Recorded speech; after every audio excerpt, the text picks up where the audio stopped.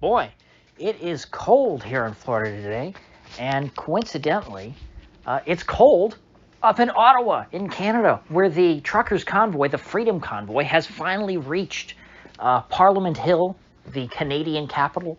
There is an insurrection ongoing up there in Canada. There's a capital insurrection. The truckers have invaded Ottawa, the sacred capital of Canada. This fringe group with unacceptable views is demanding that Justin Trudeau resign. It's great to see, something positive up in Canada. You never see Canadians really standing up for themselves or freedom or anything like that. That's not a very popular word up there in Canada. They have that, generally have the view that the regime is benign and that, whatever the regime says they should do is for the best. Even if they might, not disagree with it slightly, they say, well, people like Justin Trudeau, they're better than me. And so if they tell me to do something, I got to do it. But it seems the truckers are drawing a line in the sand. They're saying so far and no further. You've gone far enough. They're saying F Trudeau.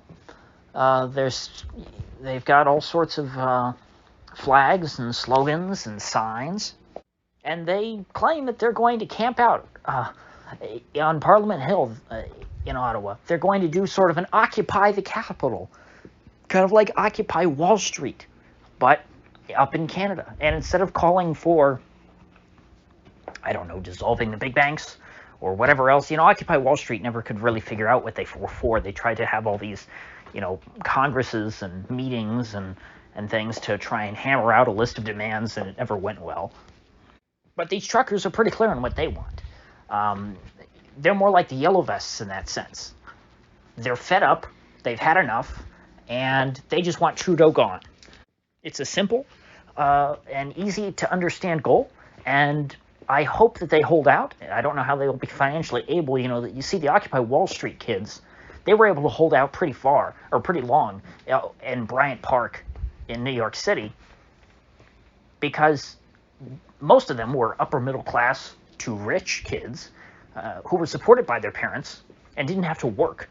So they went and they just bought a tent and they camped out in Bryant Park, and they, took their credit card that daddy gave them, and they would go to, the bodega on the corner, buy what they needed to eat every day, and then go back to the park. But you see, these truckers, they're people who have to work. They use their trucks for work. A semi-truck, an 18-wheeler, that's a very expensive piece of equipment, like the price of a house. And you can't just let that sit idly by in the streets. It would be, it's not practical. So I don't know how long they're going to last, but I hope that they last for a while, because this is a great idea, to just camp out there in the frigid cold, by the way, in the winter, the dead of winter in Canada. It's brave. I'll give them that. It's brave, it's inspiring, and I wish them all the best. Now, then again, I say they don't have, financially, I'm not really sure how they would pull this off. I should amend that, because the Canadian Broadcasting Corporation, the CBC, the Canadian equivalent of the BBC, has a report out suggesting that this Freedom Convoy may or may not be supported, funded, or even instigated by Russia. And so maybe old Vladimir Putin is going to financially support these truckers so that they can camp out and protest and do their little Occupy Parliament Hill movement. Now, I'm not saying that the Russians are funding this. No. That's what the CBC says. That's the Canadian government is suggesting that this whole Freedom Convoy, it's all Russia's fault, you see? Justin Trudeau, he's incredibly popular. Everyone loves Justin Trudeau. Everyone wants to be forced to take the vaccine in order to work. Everyone wants to fire all of the unjabbed truckers and destroy the supply chains, what's left of them. It's only these fringe white supremacist Russian trolls who happen to own 18-wheelers that are participating in this and supporting it. Now, something that I guess a lot of the journos are trying to hang their hat on now now that, the convoy finally has come to the Capitol, and they can't ignore it anymore. The journos are saying, oh, well, look, we found someone in this crowd of thousands of people who has a Confederate flag, and we all know what that means. That means white supremacy.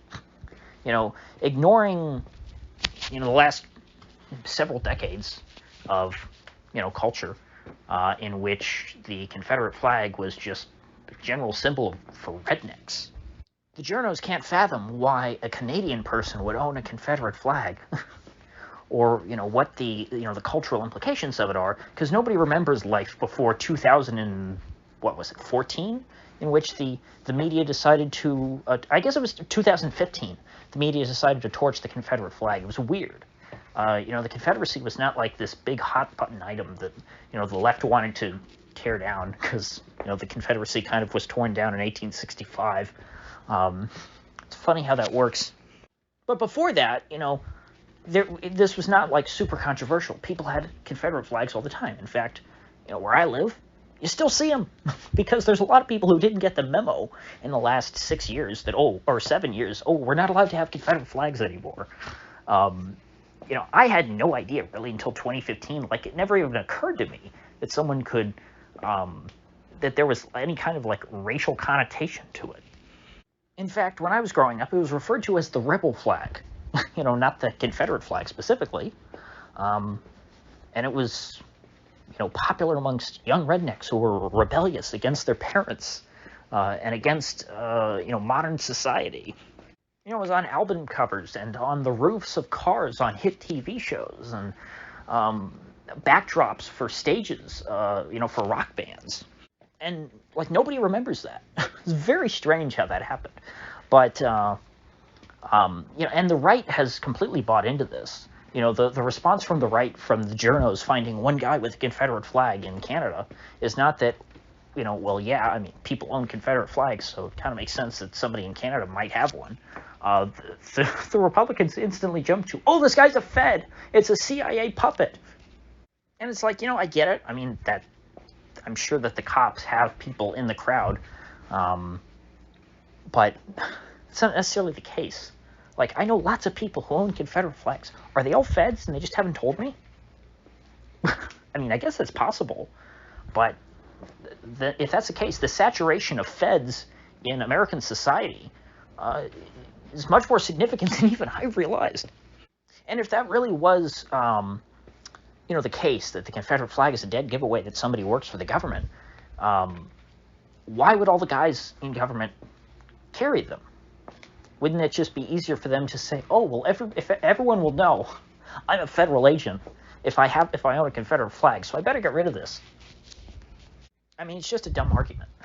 I mean, they're arguing over one guy, or maybe a couple guys, who knows how many, in a crowd of thousands of people.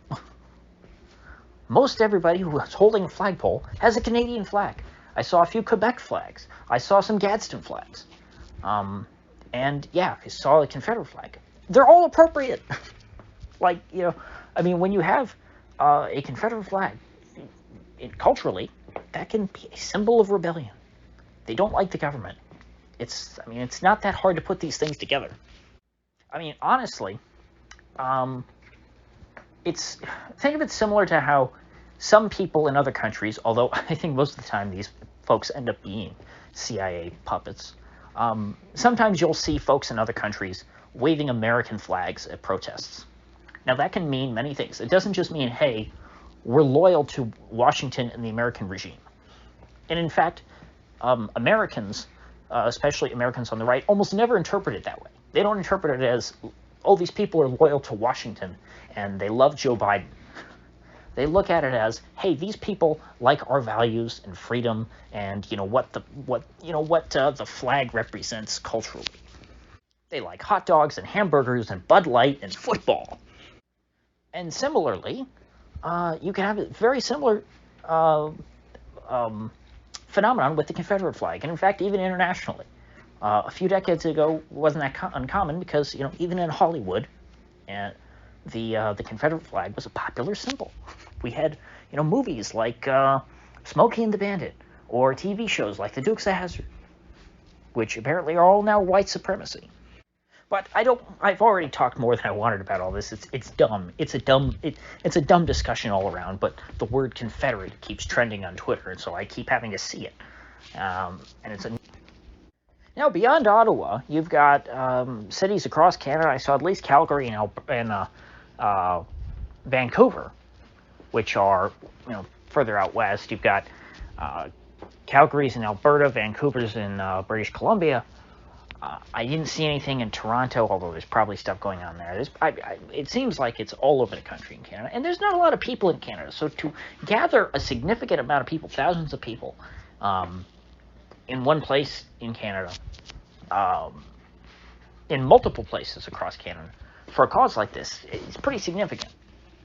And at least now, I think this will be great because it will galvanize people. They can look on social media, they can, maybe even look on TV, although probably not, and they can see that there are other people like them, that they're not alone.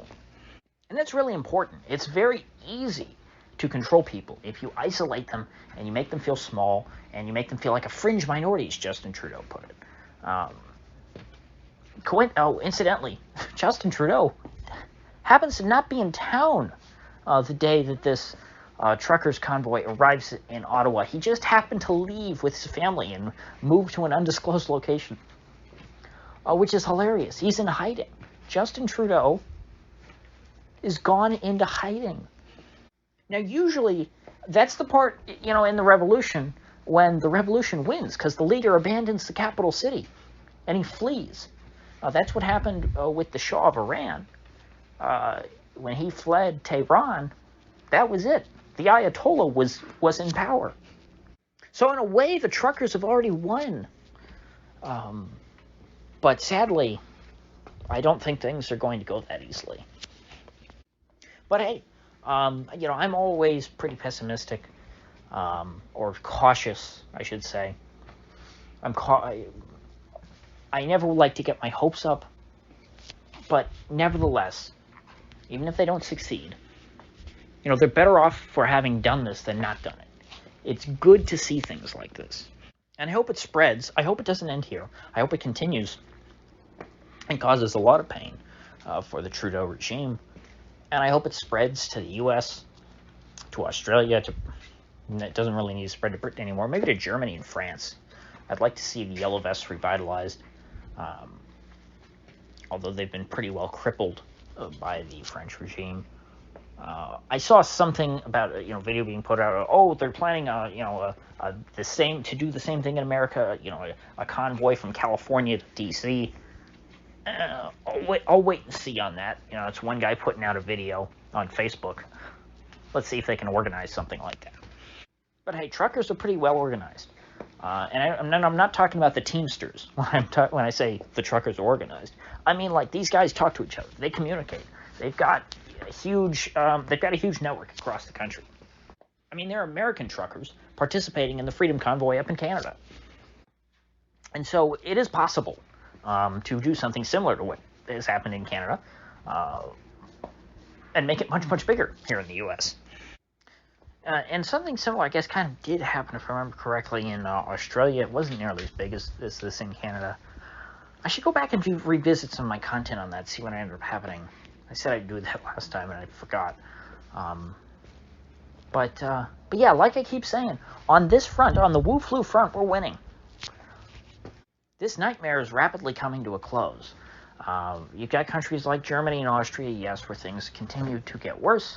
But Denmark, they are pulling all their restrictions. Britain has lifted their restrictions. You've got an uprising in Canada. Australia seems to be pretty bad. South Africa's been on the right track. They're moving away from this insanity. Here in the U.S., the media's freak out over Joe Rogan is directly tied to getting out accurate medical information that is breaking the big pharma monopoly on information. And so there's a lot of reason to be hopeful. With that said,